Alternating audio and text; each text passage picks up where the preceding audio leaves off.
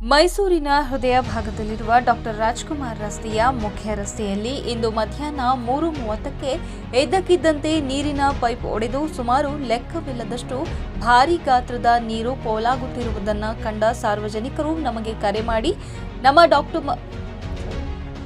Doctor Rajkumar ರಸ್ತೆಯಲ್ಲಿ ನೀರಿನ pipe ಒಡೆದು ನೀರು ಪೋಲಾಗುತ್ತಿದೆ, ದಯವಿಟ್ಟು ಬನ್ನಿ ಎಂದು ಕರೆ ಮಾಡಿದಾಗ ನಾವು ಸ್ಥಳಕ್ಕೆ ಭೇಟಿ ನೀಡಿ ಪರಿಶೀಲನೆ ಮಾಡಿ ನೋಡಿದಾಗ ದೊಡ್ಡ ಮಟ್ಟದಲ್ಲಿ ನೀರು ವ್ಯಯ ಆಗುತ್ತಿರುವುದನ್ನು ನೋಡಿ ಮನಸ್ಸಿಗೆ ತುಂಬಾ ಸಂತೋಷವಾಯಿತು.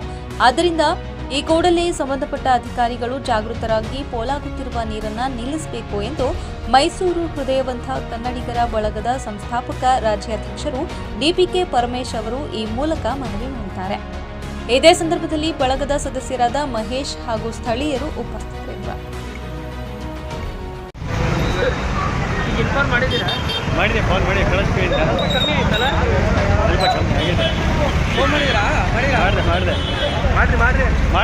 ಎಲ್ಲ ಕೊಚ್ಕೋಯ್ತಾನೆ ಮನೆಗಳು ಇರ್ತಲ್ಲಿ ಬಿಡ್ರಿ, ಮನೆ ಒಳಗೆ ಕುಂದು ಕೊಡೋದಾನೆ ಸುಮ್ಮನೆ ನಮ್ಮ ಅಂಗಡಿ ಒಳಗೆ ಕುಂದು ಕೊಡೋದು ಅಂತಲ್ಲಿ ತುಂಬ ಗಂಟೆ ಓಡಿಸ್ಬೇಡಿ,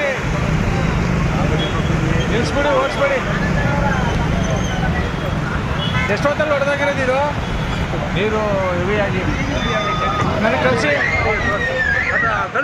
ನೋಡಿ. ಡಾಕ್ಟರ್ ರಾಜ್ಕುಮಾರ್ ರಸ್ತೆ ಇದು, ಡಾಕ್ಟರ್ ರಾಜ್ಕುಮಾರ್ ರಸ್ತೆ ಕಾವೇರಿ ವಾಟರ್ಗೆ ಸಂಬಂಧಪಟ್ಟಂಗೆ, ಕಾವೇರಿ ನೀರಿಗೆ ಸಂಬಂಧಪಟ್ಟಂಗೆ ನೋಡಿ. ರಾಘವೇಂದ್ರ ನಗರದಲ್ಲಿ ಬೃಹತ್ ಆಕಾರದ ಒಂದು ನೀರಿನ ಸಂಪಿದೆ.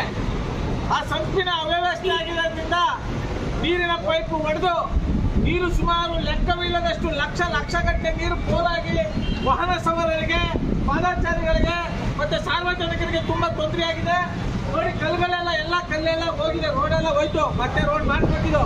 ಈ ಸಂಬಂಧಪಟ್ಟಂತ ಬೇಜವಾಬ್ದಾರಿ ಅಧಿಕಾರಿಗಳಿರೋದ್ರಿಂದ ಯಾವುದೇ ಕಾರ್ಯಕ್ರಮ ತಗೊಳ್ಳಿ, ಸರ್ಕಾರಿ ಕೆಲಸ ಯಾವುದೇ ತಗೊಳ್ಳಿ, ಬರೀ ಅನ್ಯಾಯ, ಅಕ್ರಮ, ಬರೀ ಕಲ್ಪೆ ಕಾಮಗಾರಿಯಿಂದ ಕೂಡಿರೋದ್ರಿಂದ ಇಂಥ ಸಮಸ್ಯೆಗಳ ಮೇಲೆ ಸಮಸ್ಯೆಗಳು ಉದ್ಭವ ಆಗ್ತಾ ಇದೆ. ಇಂಥ ಸಮಸ್ಯೆಗಳು ಉದ್ಭವ ಆಗ್ತಾ ಸಂದರ್ಭದಲ್ಲಿ ಸಾರ್ವಜನಿಕರು ಎಚ್ಚೆತ್ತಬೇಕು, ನೇರವಾಗಿ ಪ್ರಶ್ನೆ ಮಾಡಬೇಕು.